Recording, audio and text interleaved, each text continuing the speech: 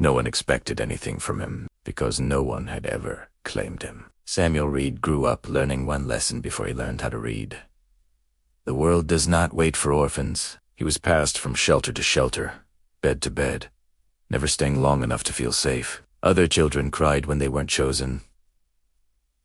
Samuel stopped crying early. He learned that hope hurts when it lingers too long. At 14, he started working illegally after school, carrying boxers, sweeping floors, doing anything that earned coins. He hid the money under his mattress, not to buy toys, but to buy certainty.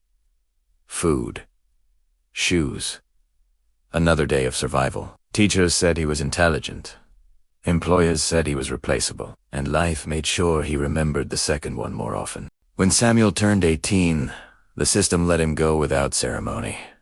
No goodbye, no plan, just a plastic bag and the door closing behind him. That night, he slept on a bus bench with the city humming around him, staring at the sky and whispering, "If no one will claim me, I'll build something that can't abandon me." The early years were cruel.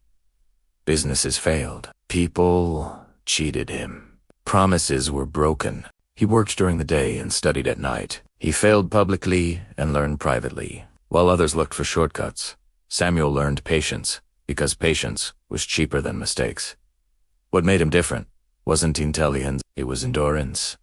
He didn't quit when things got hard. He quit when they were dishonest.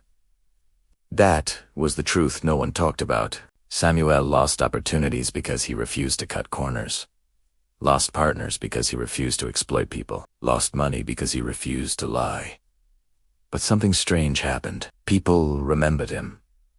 A client he treated fairly returned. An employee he paid honestly stayed. A small company that trusted him grew. Slowly, quietly, Samuel built a business rooted in one principle: no one leaves feeling used. Years passed. The empire didn't rise overnight. It climbed patiently. By the time the media noticed him, Samuel Reed owned one of the most respected companies in the industry. Billions in value. Thousands of employees. They called him a self-made genius. They called him lucky. And that's when Samuel finally told the truth. At a conference packed with cameras, he stood at the podium and said, "I wasn't driven by ambition. I was driven by fear." The room went silent. I was afraid of being powerless again. Afraid of being forgotten. Afraid of becoming invisible. Then he revealed what no one expected. Every year, Samuel personally paid for dozens of young adults aging out of orphanages. Housing, education, mentorship. No publicity, no announcements. When asked why, he answered quietly, "Because the world teaches orphans to survive, but no one teaches them to belong." Near the end of his life, Samuel visited the last shelter he ever lived in. The walls were different now. The beds were newer.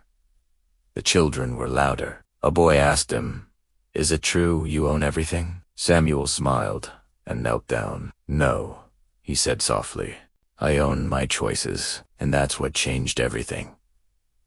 Because the truth behind his success was never money. It was values built in silence. Strength built in loneliness, and integrity built when no one was watching. Some people inherit empires. Others build them brick by brick out of everything they were denied. And sometimes, the strongest foundations are poured by those who had nothing to stand on at all.